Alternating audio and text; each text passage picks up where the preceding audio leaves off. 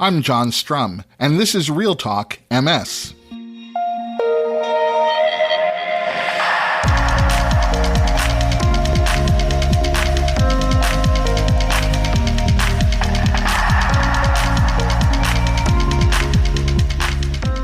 It's February 16th, and we have a lot to talk about. And today we're talking about something that doesn't get discussed often enough. We're talking about sex and MS with licensed clinical psychologist and the founder of Inclusivity Clinical Consulting Services, Dr. Linda Mona. Dr. Mona's clinical work is focused on providing services to people with disabilities within a disability affirmative context. And she's been successful at promoting disability consciousness through her expertise, social justice advocacy, and her own lived experience as a disabled woman psychologist. As I talked with Dr. Mona, it became clear that when it comes to the subject of sex and MS, there's a lot to unpack. So rather than shorten our conversation, I'm dedicating this entire episode of Real Talk MS to the topic of sex and MS. In a moment, we'll meet my guest, Dr. Linda Mona. A fulfilling sexual relationship with your partner can have a positive impact on your physical and mental health in a variety of ways. But studies suggest that about 80% of the people living with MS are affected by some sort of sexual dysfunction. Today, we're talking about sex and MS with my guest, Dr. Linda Mona. Dr. Mona is a licensed clinical psychologist as well as the founder and president of Inclusivity Clinical Consulting Services. She's been recognized by the American Psychological Association, the Academy of Spinal Cord Injury Professions, Paralyzed Veterans of America, and the Society for the Scientific Study of Sexuality for her work focusing on people living with disabilities. Dr. Mona has published over 50 articles on disability in academic-related publications and has delivered over 100 workshops and seminars on the subject. Welcome to the podcast, Dr. Mona. Thank you, John. I'm glad to be here. Multiple sclerosis is a disease that affects the central nervous system, our brain, and our spinal cord. And it's our central nervous system that mediates a person's sexual response. So I thought we could begin our conversation by having you explain the sexual response cycle and then help us understand how MS can impact this cycle. Sure, I'm happy to do that. So the sexual response cycle is a model. It's Masters and Johnson's model, actually, from many years ago in the 50s. It's been modified in different ways, but it encompasses all realms of the physiological responses that our bodies go through when we become sexually aroused. And that starts with the brain. And so it might be a thought or something that comes through the brain that leads to desire. And that is, that person is really attractive, or I'm thinking about my partner, or we're going to have a good date. And that information comes through your brain and it then travels down your spinal cord and talks to your genitals. And so that's the relay system that is actually the end result of what we're talking about, the sexual response cycle. So we have desire, we have excitement, and that realm of the response cycle really looks at the early stages of physiological arousal. So that could be somebody's body starts, to respond with women with lubrication and men with erectile functioning that starts to, they start to see an erection. So it's those early stages, the early parts of our body. And then we get to orgasm, which, as we know, is the climax of everything. And then the last part of the sexual response cycle is resolution. And that's where, after you have this heightened response, which is basically a reflex, an orgasm is a reflex. And then after that is resolution, where the body kind of starts returning to its more quote unquote normative state. Now, the ways in which that MS or other chronic health issues can interfere with that is that the relay system that we originally talked about becomes impaired. And so somebody may really have that thought in their mind that they're feeling like their partner's attractive or they're wanting to have sex. And whatever they do, that message does not travel down their spinal cord and it does not reach their genitals. And so it becomes very frustrating to think, what is going on? And then that, also becomes complicated by a partner not witnessing that person's arousal and wondering whether or not they still are attractive to that person. So it's the relay system, it's changes in physiological functioning, and then how that, in fact, affects the way somebody feels about themselves and their relationships with others. As you mentioned, MS can interrupt and interfere with that sexual response cycle. And one thing we sometimes see in people living with MS is an apparent loss of interest in sex. So, what are some options for someone who experiences a partial or total loss of libido or sexual desire? So I think, the first thing is to acknowledge that does happen to many people. That is the actually most popular thing that is reported in the whole realm of sexual dysfunction or sexual disorders is lack of libido. So it's very common. It is related to our mood. It's related to medication. It's related to body change. It's related to a whole lot of different things. So when somebody comes in and talks about that and talks about missing it and really wanting that back, and their partner wants that as well, we try to think about ways to improve connection with their partner or connection with their body. So for example, if somebody is feeling like, that usually when an attractive person walks by them, they're like, but they're noticing that doesn't happen anymore, or they're not feeling drawn to other people, that, we start to think about, well, let's get you back on track with this. Let's figure out what we can do as a treatment plan to help you become more connected with that. And that usually means helping people to feel more like themselves. And so that might be doing something that is pleasurable to them, that makes them feel attractive. It could be manicures, pedicures. It could be working out. And we all disabled people work out in different ways. And even though we may not work out the way that other people do, it still is a message that we are getting connected with our bodies. And I think it's also bringing the partner in to the degree that we can, if that person that we're working with or that person's talking about those issues is comfortable with that. Because if we can bring the partner in, we can engage that person in assisting with increasing that desire disorder issue. And that might mean planning 10 minutes a day, kissing each other on the lips, if people are open to kissing and that's easy for them, kissing them once a day. And I don't mean just a meaningful kiss, right? 10 minutes a day, 5 minutes a day. I'll take 2 minutes, whatever it is that person can do or manage to do. It could be a date night, right? And we know date nights have been influenced incredibly by the pandemic, but people have date nights at home. They might go on a drive. They might go get takeout and go park somewhere. So having a date night, having something that makes you feel special away from all of the other stress can help to ignite libido. And the more you do it and the more consistent you are, the more successful you are with increasing that. It takes some time and it takes some commitment and some investment.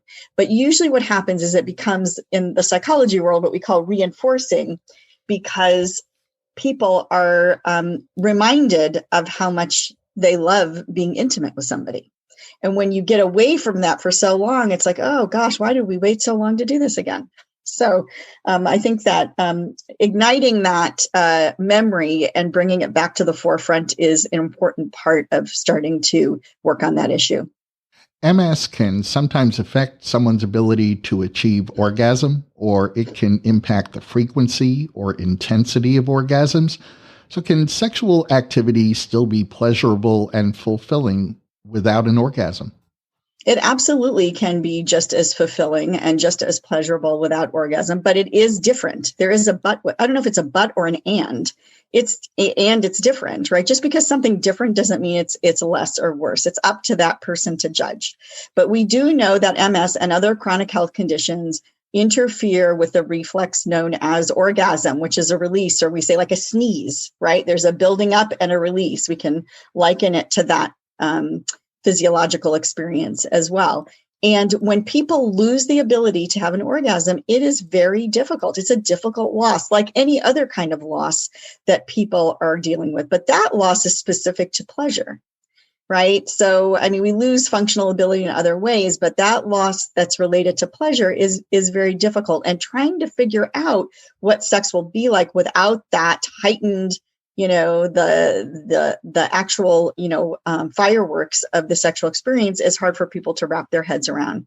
And so what we do with, what my response to that is that, I will work with people on brainstorming what it is they like in their sexual interactions, how they typically, what they find pleasure in, and try to enhance those things in their relationship. And it's also to normalize that, it really is different. There's no beginning and middle and end anymore if somebody's no longer able to have that climax. And so, working with people on reconceptualizing what that means, it may be that you're engaged in a certain amount of sex play and then it just kind of, you taper off, or you go by your partner's arousal pattern, or you fantasize about something that was once very pleasurable to you. But there's nothing in the rule book that I know of that says that everybody has to have an orgasm. Everybody has to have sex the same way. We have to widen our beliefs on this.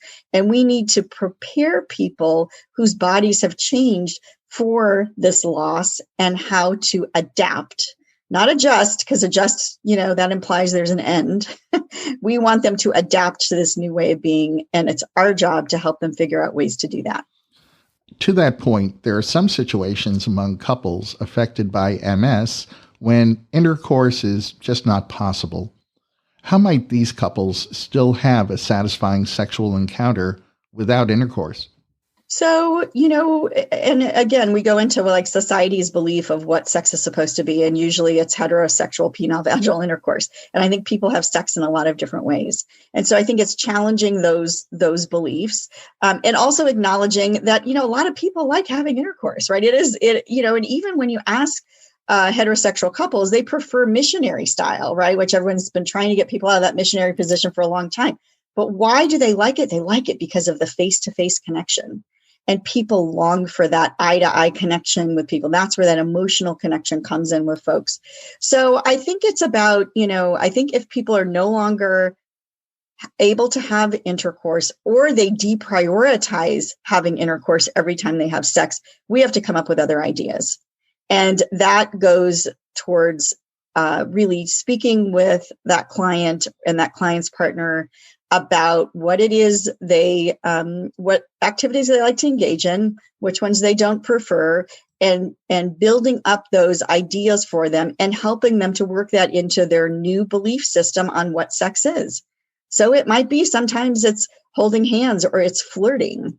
It could be laying each other's arms. It could be, stimulation with hands. It could be stimulation with the mouth. There are so many different things. There's no rules on what people can do. The only rule is what somebody feels comfortable with and what's okay or not okay with them. There are some common issues that can get in the way of satisfying sex. So I'm wondering if you might share possible strategies for men who have difficulty either achieving or maintaining an erection. So I think some strategies for men who confront erectile issues are really to kind of decide how they want to approach it. It can be embarrassing, right? So whoever you talk to about it, you might want to go to your doctor, you might want to go to your urologist, and you might want to talk about a treatment strategy to help with achieving and maintaining erection. Some people who have chronic health issues, they can use any of the drugs that are out there that everyone else are using, and sometimes they're not able to. So I think it requires a conversation about what pharmaceutical options are appropriate for you. And if that's something you're comfortable with and something you're willing to try, then I think that is a good way to start. I think talking to your partner about it and talking about what it is that you would like to do or what you're missing is a good initial conversation to have. And I think preparing for the erectile functioning to work sometimes and not work other times is really important. So I think it's great if whether you have a pharmaceutical intervention or you're having a good day and it's working the way you want to, then let's just celebrate that. But and prepare for, oh gosh, this just isn't working. This is not what I want. My body is not behaving the way I need it to behave. And so what can we do instead? Have that plan in place in your mind. Okay, so we're going to switch a position here, or we're going to do something else, or I'm going to focus on my partner, or I'm whatever that might be, to have a strategy, because what will happen is a feeling of sorrow and sadness, and going back to that place of, I just can't do it. I can't do it the way I used to. I can't be me. And so if we can figure out an alternative in that moment, although not perfect, it's a plan in place to switch to get through that moment, and then look forward to other times where it might be better. And what are some options for women who may experience decreased lubrication? Women start lubricating at the first signs of arousal. So they start, even when they find somebody attractive, they'll start, we're talking about vaginal lubrication in the vulva area. And what happens with women is that lubrication occurs, but there's also blood that, the way that an erection happens is blood rushes into the penis, and women with arousal, blood rushes into the the vulva area. And actually, women's body ends up at heightened levels of arousal. They end up, their pelvic floor kind of tilts back and it expands. And that's called tenting. And that tenting process usually occurs with this gradual stage of arousal. So while we can help women pretty easily with lubrication, right? We have all different kinds of lubricants that are available to folks. And even some people can get it through, through a prescription or pharmacy if they don't have the money to pay for it. You can get it over the counter. That part can be more rectified in terms of applying that lubricant to the vulva area. But what's harder to assist with is that tenting process.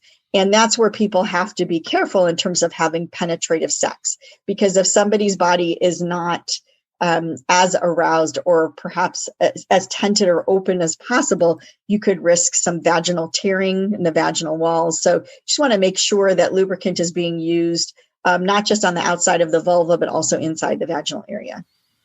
We've been talking about the physical manifestation of sexual dysfunction, but some sexual dysfunction happens in our heads. Our psychological, social, and cultural attitudes can impact how couples think about sex, and they can create real barriers to a fulfilling sex life. For instance, some people living with MS may no longer feel sexy or see themselves as a viable sex partner. What's the best way to manage these kinds of negative self-images? Well, I think society's done a really good number on people with disabilities in terms of their perceived attractiveness and worthiness of others' attention. And so it becomes a battle with trying to work with people's perceptions on that. I think it's important to know what somebody's perception is and to figure out a very respectful way of not just challenging those perceptions, but thinking that there actually might be other ways that people think about it. So it's actually not uncommon sometimes to have partners say, I still find you so attractive. I know you have this condition now, but you come across the room and woo, I'm ready to go. Right. So, and that can be mind boggling to somebody living with a chronic condition who feels kind of damaged by things. So I think it's about challenging those beliefs, honoring why you feel the way that you do, and making room to thinking about things in a different way, thinking about those things that make you feel good. So is it, I don't know, some people like, scents, some people don't, right? Is it a certain cologne or perfume? Is it some way that a piece of clothing that you feel like you look good in?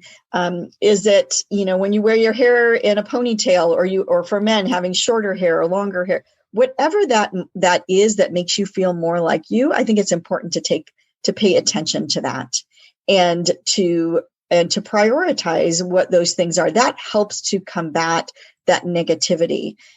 We're always going to be surrounded by negative beliefs about disability and difference. I wish that, I'm a pretty optimistic person, but I don't know that I'm going to, in my lifetime, I am going to see this rapid change. I think we've changed significantly, and disability is now intersected into so many different domains in life. But I still think that we as people with disabilities are perceived as less than and not as attractive. So I think, helping people to look at things differently, helping them to feel more about who they are and what their worth is to themselves and their partner in terms of that realm is really important. About 50% of the people living with MS will likely be diagnosed at some point with depression. How does depression impact someone's sexual health, and what can people do to better manage it? So depression is well known for preying upon people's libido and sexual desire. And sometimes, depression is a result of that lack of libido or desire, or it causes it. So we have to ascertain exactly where that connection is. I think depression, and anxiety, and depression and anxiety love one another. They hang out together sometimes. And so we have to look at those two components. And I think treating depression is really important. And psychology has amazing treatment approaches for depression. We have cognitive behavioral therapy. We have acceptance and commitment therapy, which is an evidence-based strategy, which we use a lot with people with chronic health issues, because it's about kind of accepting and tolerating certain things and having this, what we call sometimes this radical acceptance of where life is. And once we do that, we can then move on and try to challenge other things in our life so that our mood improves. So I think there's increasing pleasurable activities in life. There are a lot of ways to treat depression through talk therapy. And there's also medication treatment. We know that with depression, medication and talk therapy get us our best results. Some people, you have to go with what people want to do. Some people want to do medication. Some people don't. Some people want talk therapy. Some people don't. So it has to be based upon what that client wants. And we have to also keep in mind, though, that medication that can be used to treat depression and anxiety can also have sexual side effects. And so helping clients to weigh those things and weigh what is most important to treat at that point in time is important. If somebody is heavily depressed and we really need to prioritize that, then I would always recommend, let's prioritize, let's get you in a better place with your mood. And I think all these other things will fall into place afterwards. I often remind people that MS affects families, not just individuals. So what about the MS caregiver? Sex can sometimes lose its allure when a partner is feeling more like a caregiver than a sexual partner. What can you recommend for people living with MS and their partners when it comes to managing changes in their roles as partners and as lovers? What a great question. And again, another one of those questions that people have a hard time addressing. We know that 80% of caregivers or people who give care are family members. And sometimes that's out of necessity, sometimes for financial reasons, sometimes it's out of choice. Some people want their partners doing personal care for them, some don't. So it really kind of depends upon the logistics with that. There's lots of different scenarios that can come into place. For couples who are faced with that, I think going into that situation and having direct conversations about those change in roles are really important. There are some couples who kind of go in and out of those roles really easily and seamlessly, and there are other couples who have a lot of conflict with it. I think in general, right, for those couples, even those who go through seamlessly with those change in roles, it's really important to make a demarcation of when caregiving begins and ends and when sex and intimacy begins. So, for example, I would not ever recommend that if a partner is assisting with bowel and bladder care, I would not recommend assisting in that and then 2 minutes later saying, let's have sex. Why is that? Because there needs to be some time to shift. I mean, I've actually worked with people where I've said, this is going to sound really strange, but I try this out, right? When you're doing caregiving, you put a hat on. I don't care if it's a baseball hat. I don't care if it's a goofy hat. Put it on because you need some demarcation that you are no longer husband or wife and you are caregiver. And obviously you can't fully pull your partner status out of it, but it's some physical demarcation that person is in a different role. And I think having that communication and having room for frustration around it is important. Having backup caregivers or caregivers other than family members, even though many people living with chronic conditions don't want that, or even their partners don't want that, I think it's important because people, I think they're able to function better in relationships when they know there's a backup and there's a break that's given every once in a while.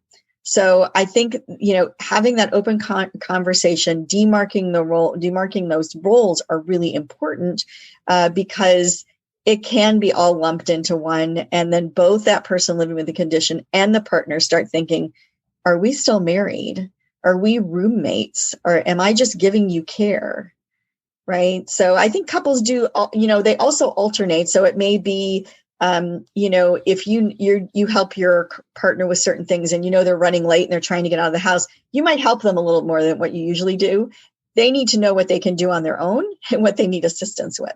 So, and knowing, again, those boundaries of when it's okay to ask for more help and when it's not, and who do you have on the outside that can assist. But communicating constantly around that is really important. And it's really important to keep up those date nights and things that really put that physical and sexual intimacy on a pedestal.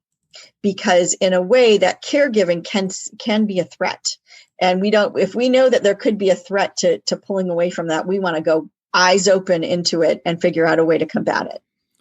Well, you've certainly made the point that communication is so important, and it's important for many reasons. But as often as we hear about the importance of honest and open communication, it's often easier said than done. What are some ways that people can have those meaningful and effective sorts of communication about sex with their partner? Well, I always encourage people to set a time to have those conversations when they're not in front of the TV or they're not in front of their phone. We're also distracted these days with our devices, that it's really important to put it down and to walk away from that and to create some time to have that conversation, and not when other people are around. I mean, can it be during dinner? If that is a time that couple typically talks about things, I think that is fine. But having something, that is set aside to really have that discussion with less distractions is important. And I think it can start off with something as simple as, I have something uncomfortable to talk about, or there's something that's on my mind, right? What does that do? That cues somebody that something's coming, right? It lets that person kind of sit back in their chair and say, okay, what do I need to attend to? It gets that person's attention. And to have that, discussion around, I'm concerned about our sex life. It might be, I'm concerned because I just feel like I'm your caregiver. I don't feel like you think I'm attractive anymore. I think you just want me because you want me to take care of you. And it may totally not be what that person is thinking, but because there hasn't been a prioritization of emotional intimacy and physical intimacy, it's easy to jump to that. Our minds love doing that. Let's just jump to that conclusion. Well, you just want me as a caregiver. You don't want to have sex with me. You don't find me attractive anymore, right? So those things can just snowball. Anything we can do to deter the snowballing is really, really important. So having that discussion, prioritizing the conversation, I always think jotting things down. So when I'm training people about how to ask questions about sexuality, I actually have them practice in the mirror, because I talk about it so much, I often forget how easy it is for me to talk about. And so I'll have trainees saying, well, I feel like when I said that word or I asked that question, it was much louder than other questions. So I'll have people practice in the mirror and say, it's probably not that much louder. You're just not used to saying it. So if couples are not used to saying it, it's okay to write down on a piece of paper and say, I have an uncomfortable question, or can we just talk about our sex life and prioritize that discussion and then move forward from there. Well, Dr. Linda Mona, thank you for elevating the conversation about a subject that we don't talk about often enough. And thanks for talking with me today. Thank you. That's going to wrap up this episode of Real Talk MS. Real Talk MS is powered by the National MS Society. And you can share this episode of the podcast by letting your friends or family members know that all they have to do is point their web browser at realtalkms.com/181. You'll find that link in today's show notes, so you can easily copy and paste it right into an email or text. And now I have a favor to ask. It would mean a lot to me if you would leave a rating and review for Real Talk MS. Just point your web browser at realtalkms.com/review, and you'll see links to the different online destinations that you can choose from to leave that rating and review. Now, those links will be different for each of you because they're based upon the software that you happen to be using to listen to podcasts or the software you at least have installed on your phone, tablet, or desktop computer. For instance, if you happen to be using an Android phone to listen to RealTalk MS, then you won't see a link to leave a rating and review on Apple Podcasts because you can't leave a review on Apple Podcasts with an Android phone. I hope that makes sense. It's just a little bit of technology that makes leaving that rating and review super easy. So if you're able, I hope you'll take a moment to leave a rating and review for RealTalk MS, and you'll find a link to do that in today's show notes. Walk MS 2021 is coming, and this year, Walk MS will meet you where you are to connect, celebrate, and make a difference like never before. I'll be walking, and I hope you're planning to join me this year. You can learn more and register at the National MS Society's website, and I'll include a link to Walk MS information in today's show notes. I'm John Strum. Thanks for listening. Stay safe and make healthy choices.